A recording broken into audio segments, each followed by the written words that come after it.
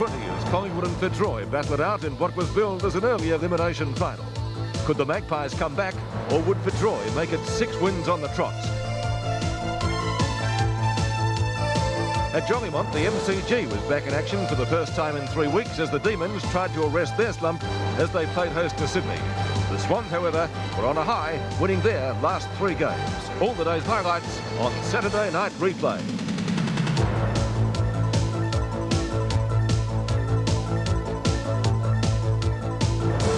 And after a very windy Saturday, good evening everyone and welcome to Saturday Night Replay.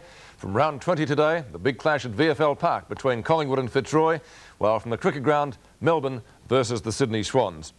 The MCG was in use for the first time in some 3 weeks this afternoon as Melbourne clashed with the Sydney Swans. The Demons, losing their last 3, made 2 changes to their selected lineup, Hughes and Bennett out for Yates and Bailey. Sydney, by contrast, had won its last 3 and subsequently, at least on a mathematical table, had a very rough chance for the final 5. In the commentary box at the cricket ground this afternoon, Drew Morfitts, Peter McKenna and Bernie Quinlan. And tonight we pick up the action at the start of the last quarter, Melbourne leading by 2 points. Big quarter of football coming up here at the MCG. 2 points the difference. The Demons lead the Sydney Swans. Been a good, hard, tough game right from the start. First whistle. This is young Matthew Wheeler receiving from Mitchell then. Oh, nice long kick too, right up in front of goal. Mackesy and Sean White are the flyers. It's tapped back to Viney. Viney's gone wide. He's looking out there for Bailey. Bailey takes the mark in front of Higgins. This is Brett Bailey.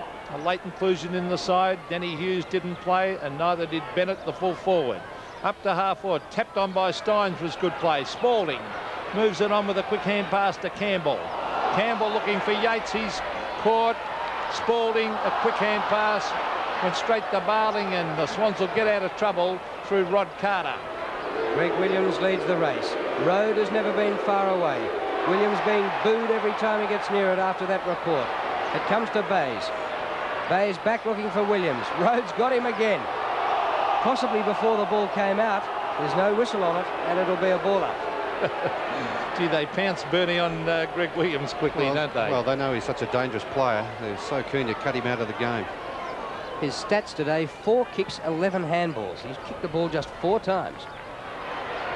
Goes Melbourne's way. Healy. He could have put that down the tackle. Higgins, the hand pass back to Neagle. Fight on behind play. Neagle across to Carroll. Carroll's kick inside half forward. Mackesy underneath the ball. Chance for Thripp though.